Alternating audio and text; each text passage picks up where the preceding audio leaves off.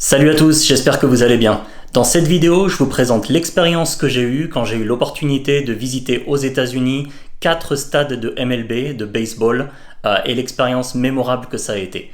Je vais passer à travers ces 4 stades que j'ai eu l'occasion de visiter, en commençant par celui des Boston Red Sox, et restez jusqu'à la fin de la vidéo puisque je vous partagerai mon expérience concernant celui des New York Yankees dans le Bronx, comme dernier de ces 4 stades.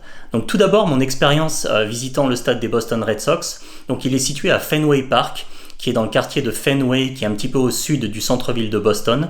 C'est une première chose qui est agréable parce que vraiment c'est à distance tout à fait raisonnable du centre-ville.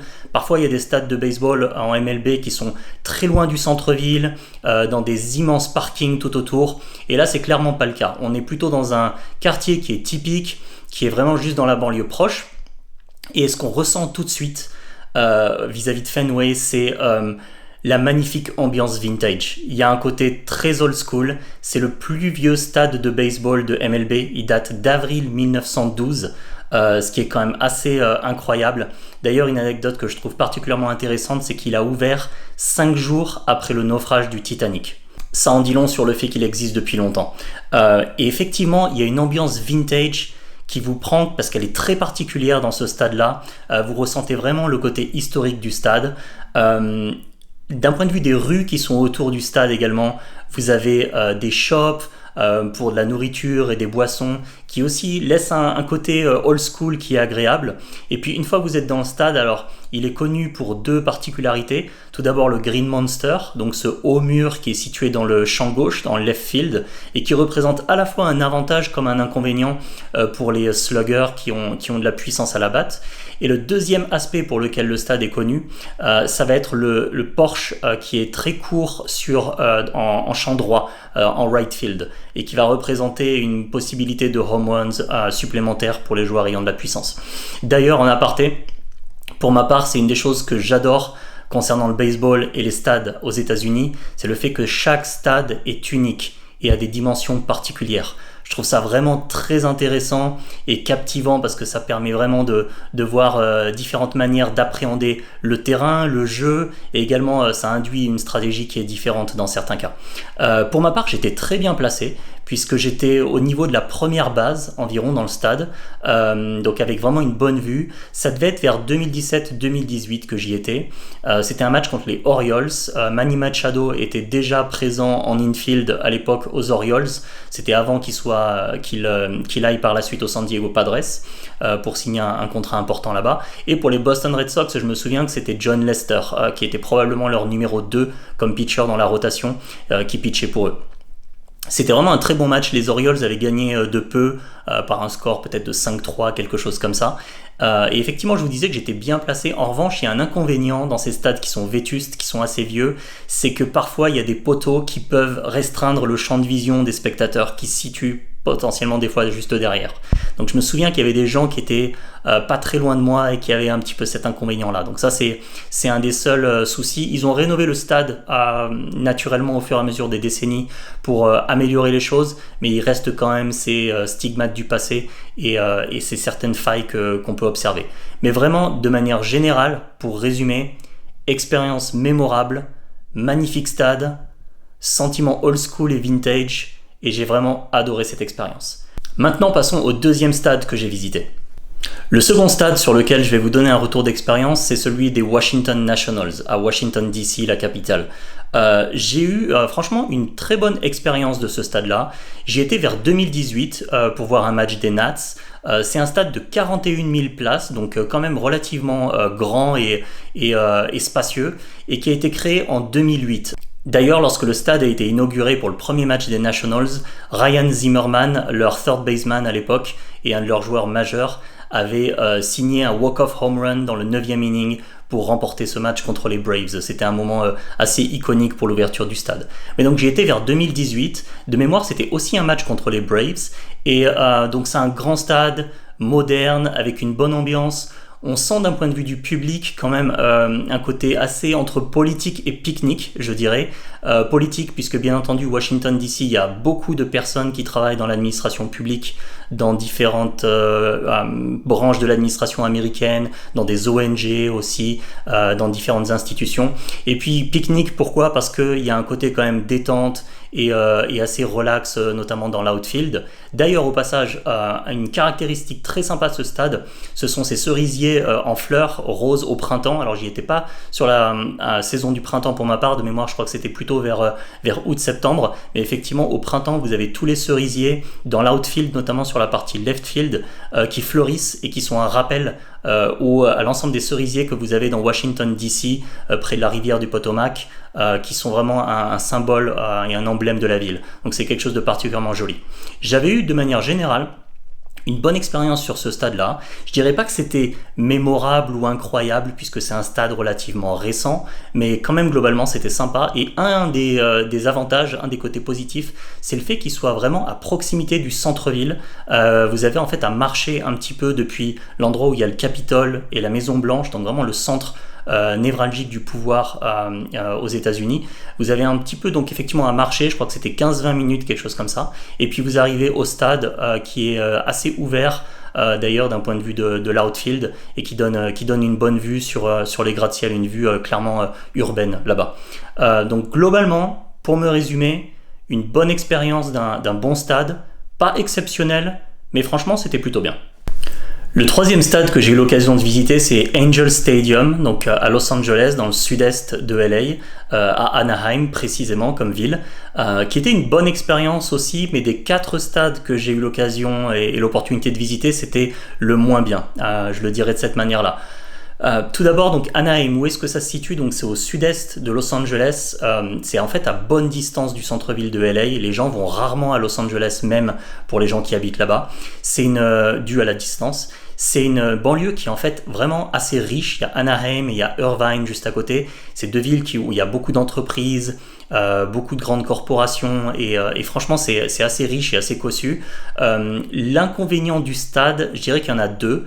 C'est que tout d'abord c'est un stade qui est de 1966. C'est le 4e plus vieux de la MLB et malheureusement il n'a pas un côté historique dans le sens iconique du terme.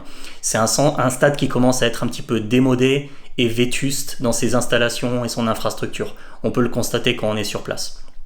Le deuxième inconvénient, c'est qu'il est situé quand même à bonne distance de tout et franchement dans une immensité de parking autour qui ont absolument aucun cachet et aucun charme. Donc ça c'est un peu dommage. J'y étais vers 2018 aussi de mémoire, donc Mike Trout était là, je l'ai vu jouer, je me souviens plus exactement du score du match, ça m'avait pas particulièrement marqué, mais une caractéristique intéressante du stade, puisque chaque stade de MLB a une caractéristique particulière, ou pratiquement tous, c'est ces rochers et puis cette fontaine qu'ils ont installée au niveau du center field et qui ajoute, disons, une coloration un petit peu de la Californie du Sud et puis de ce rappel des pierres, des rochers et ce côté un petit peu désertique qu'on peut retrouver au niveau du sud de la Californie. Je me souviens d'un aspect en particulier au niveau de la nourriture et des boissons. J'étais allé dans les camps de course pour acheter quelque chose à manger, etc. J'avais d'ailleurs raté un bout du match à la suite de ça parce qu'il y avait pas mal de files d'attente. Mais je me souviens que la nourriture était particulièrement chère. Je pense bien entendu région de Los Angeles fait cela. Les gens sont relativement fortunés là-bas, en tout cas plus que dans certaines villes du Midwest à titre de comparaison. Et je me souviens que les hot dogs ou quelque chose comme ça étaient quand même assez chers. J'avais trouvé les prix un peu exagérés. Mais globalement donc pas ma meilleure expérience. C'était sympa de voir un match là-bas. J'étais aux alentours de la première base, d'ailleurs j'avais plutôt un bon siège. Bonne expérience, mais clairement le moins bon des 4 stades que j'ai eu l'occasion de visiter. Le 4e et dernier stade où j'ai eu la chance de voir un match de baseball aux US, c'est dans le Bronx à New York et c'est le stade bien entendu des New York Yankees. Donc Yankee Stadium qui fait 46 000 personnes en termes de capacité, donc c'est un des stades les plus grands aux États-Unis pour le baseball et c'est un stade qui est relativement récent puisqu'il est de 2009. Il avait été construit juste à côté du Old Yankee Stadium qui est situé vraiment à un bloc à côté.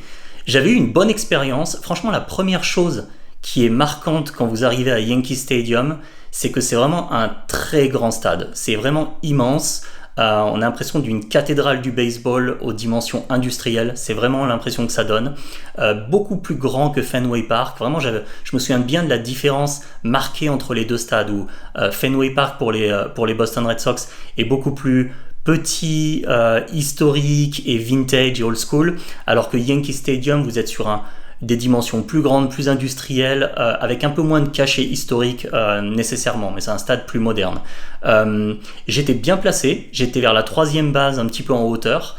C'était en 2014, donc Andy Pettitte pitchait pour les Yankees, qui avait gagné ce match. J'avais la chance aussi d'avoir Ichiro Suzuki en left field qui était quasiment devant moi. Donc c'était vraiment bien sur quasiment la fin de sa carrière de pouvoir voir un match avec un joueur de légende comme Ichiro. Et c'était une très bonne expérience. Je me souviens, j'ai pu voir de visu, ce qui est connu et souvent référencé, c'est le fait que les fans de New York sont effectivement assez bruyants, assez vocaux et assez, disons, démonstratifs. Ils vivent clairement chaque match de manière vraiment, disons, assez vocale et très participative. Ça se voyait dans le match, peu importe le résultat, mais ils sont vraiment très animés. Il y avait ce côté assez bruyant. De mémoire, c'était au mois de septembre, donc on s'approchait de la fin de saison et puis des playoffs. Donc, public assez bruyant, très engagé, ça c'est sûr, davantage qu'à Boston. C'est intéressant de voir ces différences entre les différentes villes d'un point de vue des fanbases. Et puis le match avait d'ailleurs été déplacé d'un jour de mémoire puisqu'il y avait eu le match avait été entièrement supprimé pour cause de pluie le jour d'avant. Donc j'y étais allé effectivement avec un jour d'écart. Donc globalement une très bonne expérience. Une des spécificités du stade dans le Bronx, c'est qu'il y a le Monument Park qui est en fait un endroit comme un musée à ciel ouvert avec des plaques de toutes les légendes des Yankees qui se situent dans le centre-field, dans lequel les spectateurs peuvent aller, mais avant le match, parce que lors du match, c'est interdit d'y aller. Et puis l'autre particularité, c'est que le stade donc, se situe au Bronx, qui est un des 5 boroughs de New York, qui est situé au nord. C'est un quartier avec beaucoup de mixité sociale et ethnique. Je déconseillerais quand même à des touristes de s'y aventurer le soir et après 20h parce que je pense que potentiellement ça peut être un petit peu dangereux, mais globalement pour ce qui est du stade de l'équipe des Yankees et de voir un match là-bas, je dirais stade très grand, très moderne, très bonne expérience, mais que je classerais en dessous de celle des Boston Red Sox d'un point de vue vraiment du cachet et de l'impression que j'en ai eu à l'époque. Pour ma part, j'aimerais beaucoup, et potentiellement l'année prochaine, retourner aux États-Unis pour voir un match des Pittsburgh Pirates, des Baltimore Orioles et des Chicago Cubs. C'est les 3 stades que j'aimerais beaucoup visiter aux US et que j'ai ciblés comme priorité parce que Camden Yards, PNC Park à Pittsburgh et Wrigley Field à Chicago, c'est des stades qui sont magnifiques, qui sont parmi les plus beaux de la MLB. Donc je me réjouirais vraiment de les visiter, j'aurais vraiment hâte de ça et j'espère le faire l'année prochaine. Et vous de votre côté, est-ce que vous avez eu l'opportunité de visiter les États-Unis et la chance de voir un match de baseball dans un stade aux US? N'hésitez pas à me le dire en commentaire et à me faire part de votre retour d'expérience. Ça m'intéresse de savoir ce que vous en avez pensé, si vous avez trouvé ça positif, s'il y avait plus de bémols potentiellement, si ça vous a un petit peu moins plu et pour quelles raisons. Et n'hésitez pas à ajouter un pouce vers le haut à la vidéo et à la partager à votre entourage. Vraiment c'est top pour la chaîne. N'hésitez pas à vous abonner aussi et de mon côté je vous retrouve très bientôt dans une autre vidéo. À très bientôt.